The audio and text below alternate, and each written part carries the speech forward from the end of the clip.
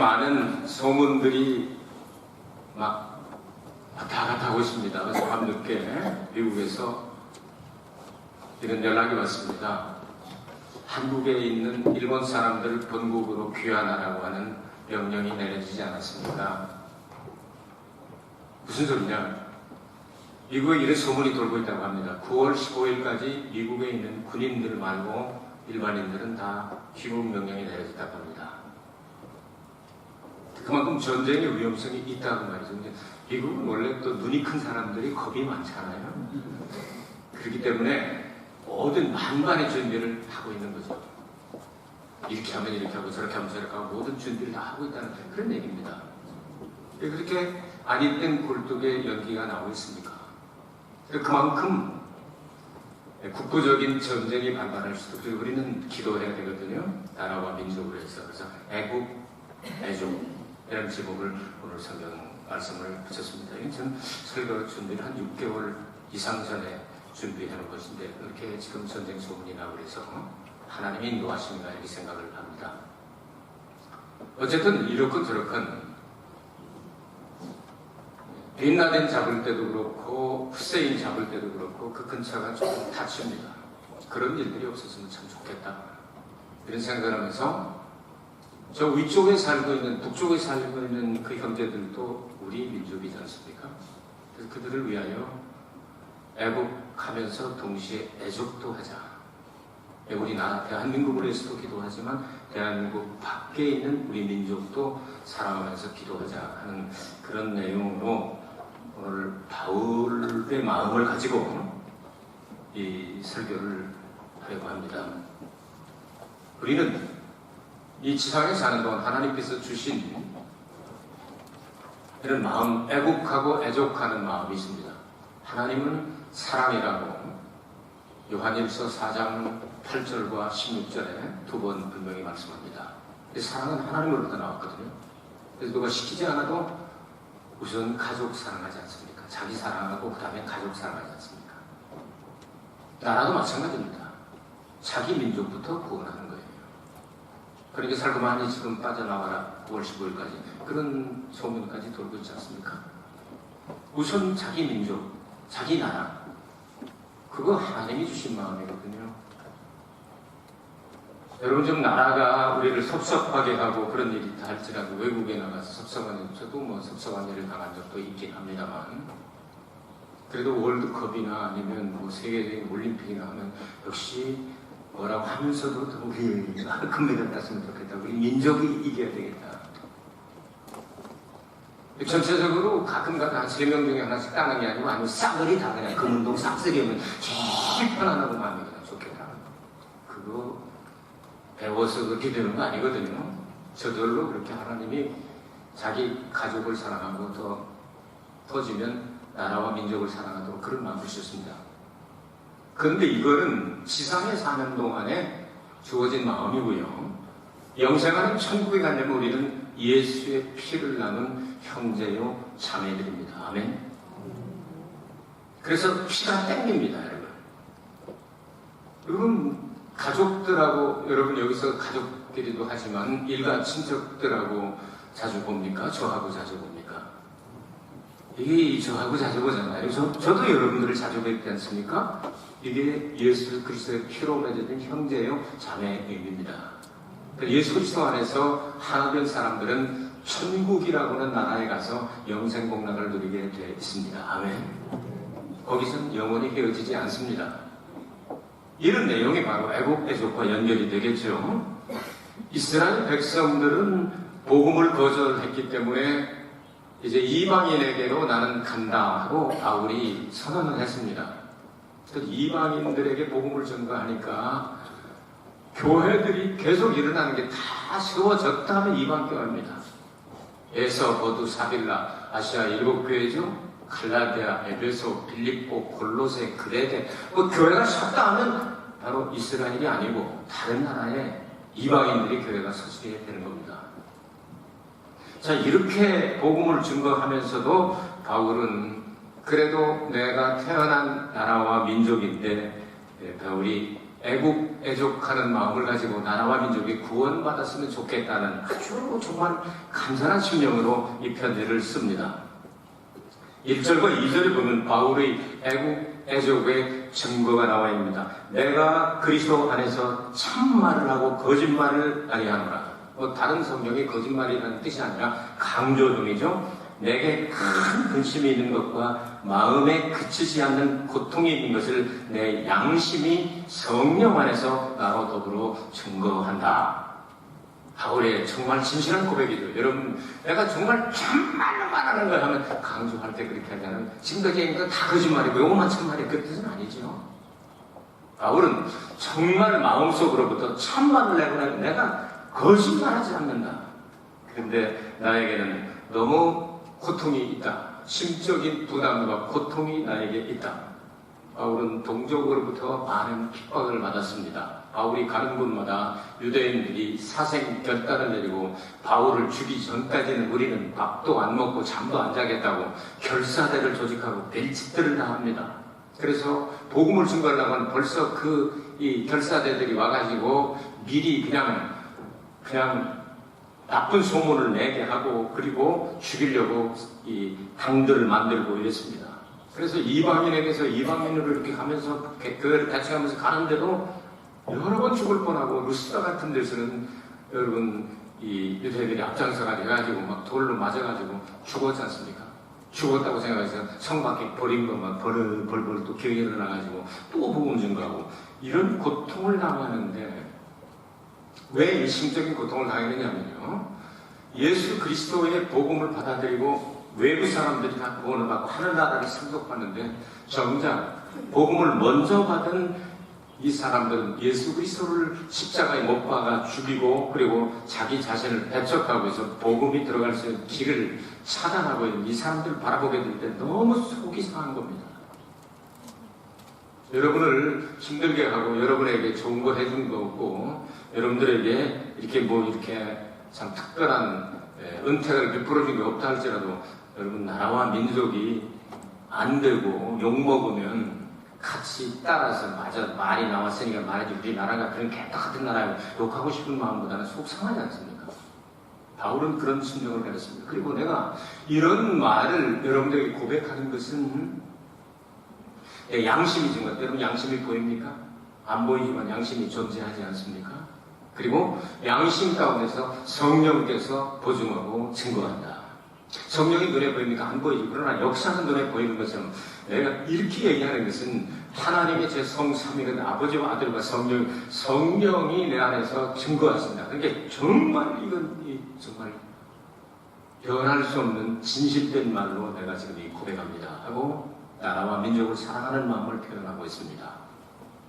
그럼 이렇게 성령이 증거하신다고 양심을 끌어내면서 이렇게 간절하게 그리고 나는 거짓말하지 않고 참말로 말한다는 그 구체적인 내용이 3절에 있습니다. 3절을 보시겠습니다. 나의 형제 곧 권력의 친척을 위하여 내 자신이 저주를 받아 그리스도에게서 끊어질지라도 원하는 바로라. 이렇게 말하고 있습니다. 저주를 받을지라도. 저주는 이게 저주 한번 받으면 버림받는 겁니다. 이 세상에서 가장 수치스러운 것이 저주입니다. 그래서 성경은 나무에 달린 자마다 저주를 받았다고 말씀합니다. 신명기입니까? 2, 1, 2, 3, 21장 23절인가 봐. 그렇죠? 그러니까 저주를 받은 근데 이 저주를 받은 사람이 누굽니까? 갈라디아서 3장 13절과 14절에는 예수께서 우리를 위하여 저주를 받은 바 되사 율법에서 우리를 속량하셨다는 표현을 쓰고 있습니다. 그러니까 십자가에 달리신 예수 그리스도를 구약에서 예표하였고 그리고 예수 그리스도는 실제로 나무 십자가에 달려 죽으셨다. 그 저주를 받은 목적이 뭐냐? 아브라함의 축복을 받게 하고 이방인들에게 가고 성령이 임하게 하시는 그것을 위해서 그렇게 하셨다. 예수께서 저주를 받으시고 십자가에서 달려 죽으시고 부활하신 그 목적은 뭐냐? 우리에게 아브라함이 받았던 수, 귀, 부, 건, 덕 모든 오복을 다 포함해서 마지막으로 성령을 받는 축복을 주시기 위해서 예수께서 십자가에서 저주를 받은 바 되셨다. 믿어지면 아멘 하시기 바랍니다. 이런 마음을 가지고 바울은 만일 우리 민족의 구원을 받는다면 내가 저주를 받는다 할지라도 나는 그것을 원한다. 나 정말로 얘기하는 겁니다. 그렇게 이야기하고 있습니다. 파문을 당하고 출교를 당한다 할지라도 그것을 원한다. 저주를 받게 되면 유대교 사람들은 전통과 핏줄과 계통을 아주 중요하게 여기죠. 저도 일본에 왔을 때 33년을 살았습니다. 일본에 보면 스포츠계나 음악계나 미술계나 무용계나 차, 꽃꽂이, 서도 할 것 없이 왜 그렇게 파가 많은지 모릅니다. 한국보다 10배도 더 많을 겁니다. 근데 그건 문파에서 쫓겨나면 다시는 못 들어갑니다. 그냥 끝장나는 겁니다. 설 자리를 잃어버리게 되는 거죠. 유대인들이 다 그렇습니다.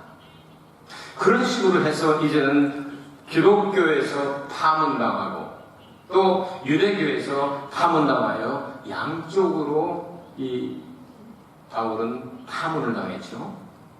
사회적으로 매장당한 것을 이야기하죠. 그렇게 저주를 받는다 할지라도 내가 이방인처럼 파문을 당하여 저주받은 사람이 되었다 할지라도 내 민족이 구원을 받는다면 그것을 얼마든지 달게받고 원한다.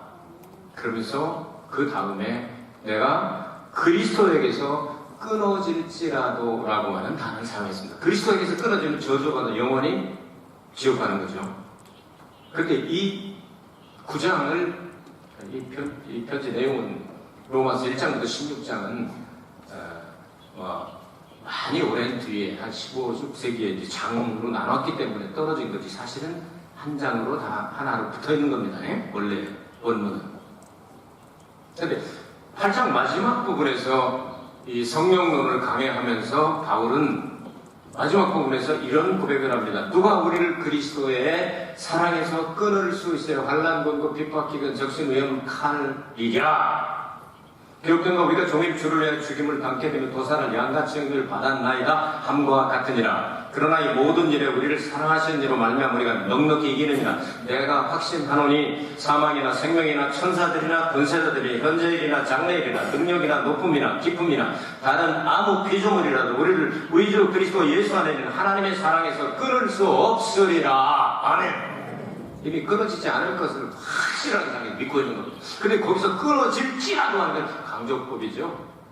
1% 시작하죠. 만일 그렇게 된다 할지라도 나는 민족을 구원하기 위해서는 저주를 받아도 예수님에게서 끊어진다 할지라도 좋다. 그러나 그 전 문장에서는 예수님 안에서 난 영원히 끊어지지 않는다. 이거 믿어지는 사람 아멘 하시기 바랍니다.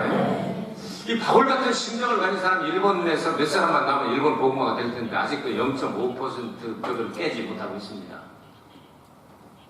우리 민족까지 와서 이렇게 열심히 옆에서 응원하고 돕고 있는데도 정말 나까나까 힘든 민족이죠.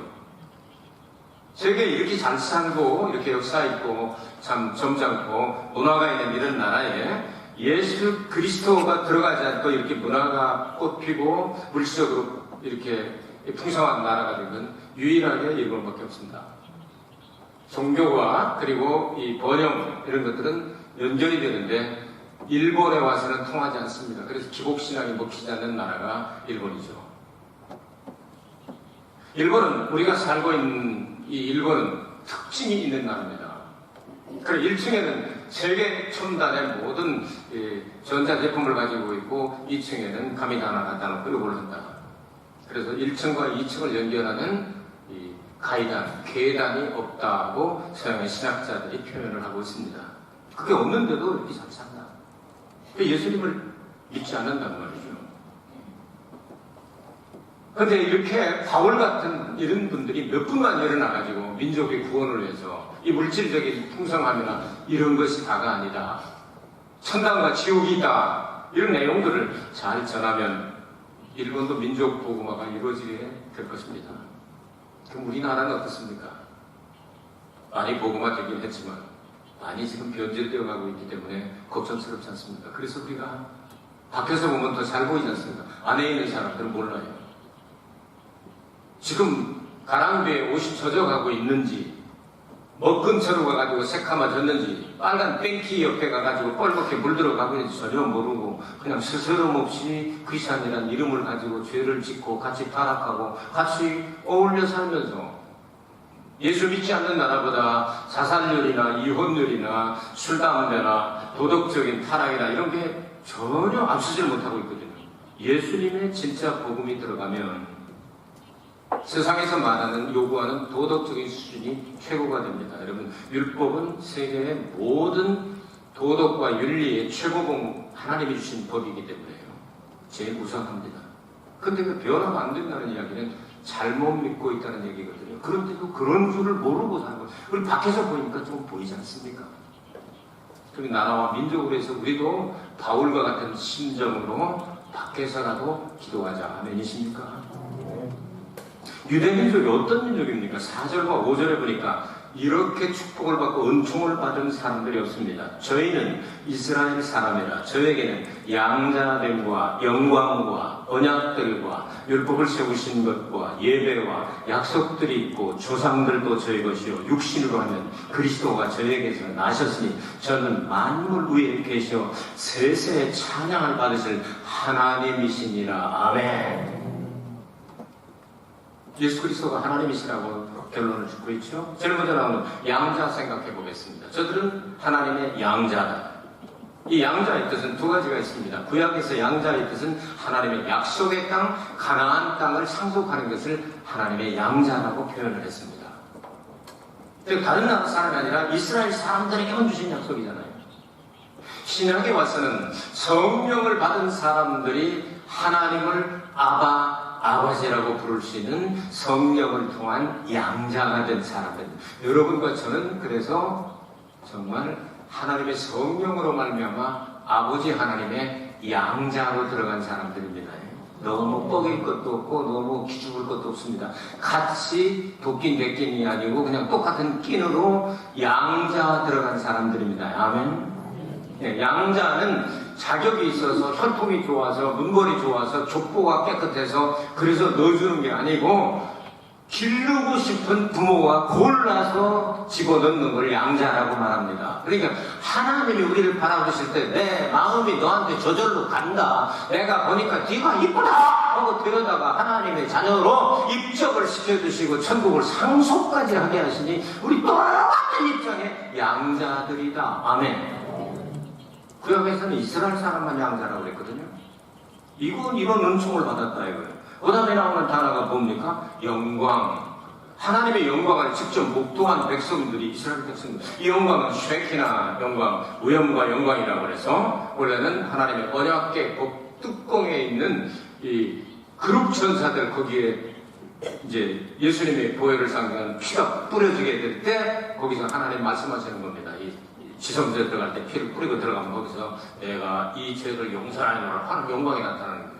때로는 구름 기둥과 불기둥으로 나타나기도 하고 여러 가지 방법으로 나타나는 그 영광을 맛본 민족이 어디 있느냐? 이스라엘 사람에게만 나타났거든요. 이런 엄청나게 축복을 받은 사람들이죠. 언약들이죠. 아브라함과 언약을 맺고 모세, 아브라함, 이삭과 야곱 그리고 모세 때 가서 율법으로 성분화시키게 되고 여호수아가 또다시 이것을 갱신을 하게 되고 그리고 다윗과 솔로몬에게 이 언약을 주셨고 그리고 예레미야 때 바로 이 언약을 통하여 앞으로 이 언약은 새 언약, 신약으로 발전하게 될 것이다 이렇게 말씀하잖아요. 엄청난 이런 계약을 받은 민족이 누구냐? 이스라엘 사람들하고만 계약을 맺었거든요. 그 엄청난 축복이죠. 이 축복을 받은 사람이 다른 나라는 없다 말이에요. 이렇게 축복을 받았는데 예배의 원형, 예배를 가리키는 누굽니까? 바로 이스라엘 사람들이죠.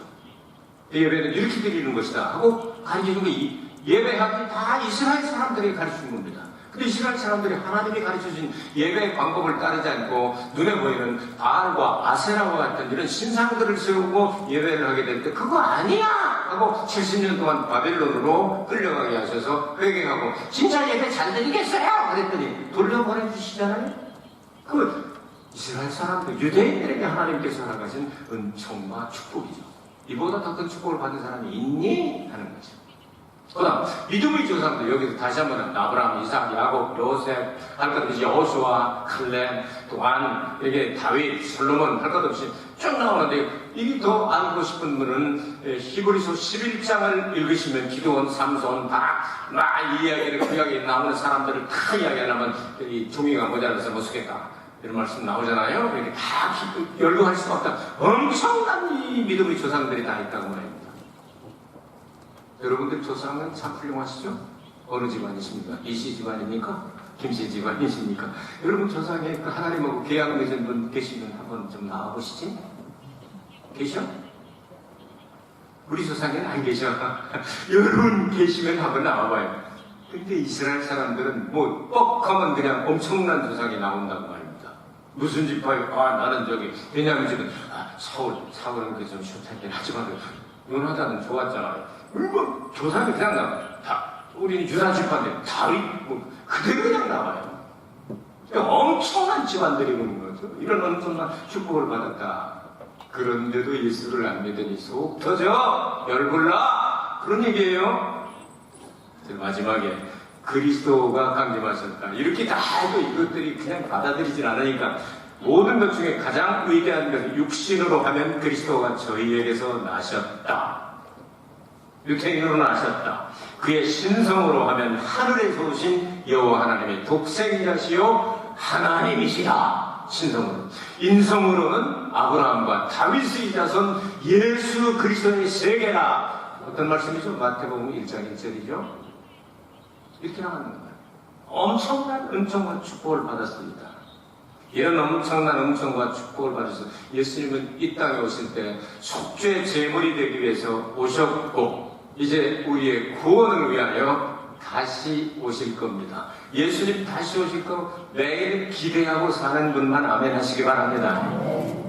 지금 입장 거북하게 오지 마시옵소서 그러지 마시고요. 아침마다 아멘 주 예수여 오시옵소서 마라나타 하면서 아침마다 여러분 사모하시길 바랍니다. 우리가 부족하고 온전히 다 준비 우리가 하는 게 아닙니다. 우리는 최선을 다하는 것뿐이지 준비가 다 됐겠습니까? 부족하지만 예수님 오셔서 우리의 구속을 완성해 주실 것을 믿고 예수님 좀 죄송합니다. 제가 부족하지만 주님 오시면 그래도 영접하고 싶은 마음은 있습니다. 마라나타 아멘 주 예수여 오시옵소서. 이런 엄청난 축복을 받은 적이 누구냐? 유대 이스라엘 백성들이다. 그런데도 예수님을 받아들이지 않고 저주를 받고 오히려 예수님을 십자가에 못 박아 죽이고 그리고 예수님의 제자가 되어서 유대교에서 그리스도에게로 개종한 바울까지 쫓아다니며 죽이려고 하니까 이렇게 내가 답답합니다 하면서 로마에 편지를 하면서 도대체 마음이 놓이지 않고 내가 이렇게 편지를 끝내면 안 되겠지 하고 이스라엘과 눈을 돌린 거예요. 이 9장서부터 세상에 8장까지 구원의 완성에 대해서 다 얘기해놓고 9장부터 난 속상해서 정말 못 견디겠어. 내 민족이 구원받지 않으면 나는 사는 의미가 없어. 이런 뜻을 해서 9장부터 11장까지 다시 이스라엘이 어떤 과정을 통해서 어떻게 구원받아가고 이방인들이 충만한 숫자가 차지한 것이 9장, 10장, 11장 그거를 연속으로 몇 주간 여러분들에게 말씀을 나누면서 우리도 바울과 같은 심정을 가지고 그런 상황 가운데서 바울 같은 위대한 하나님의 종이 나타나서 나라와 민족을 해서 기도하고 또 더불어 선교도 하고 양립하면서 세계 선교를 이렇게 열심히 하시다가 순교를 당하셨습니다. 우리도 이와 같은 것을 교훈 삼아서 하나님 우리 나라와 민족이 지금 이렇게 힘들고 어렵고 전쟁과 난리에 소문이 정말 횡행하는 일본을 합의고로 하는 그냥 막 왔다 갔다 하는 이런 상황 가운데 우리의 심적인 동요가 없게 하시고 안정을 취하게 하시며 평화의 왕 예수 그리스도에게 매일 매시 순간순간 때마다 일마다 평강의 하나님께서 지켜주시기를 기도하면서 하루씩 전진해 갔으면 좋겠습니다. 은혜로우신 아버지 하나님 우리는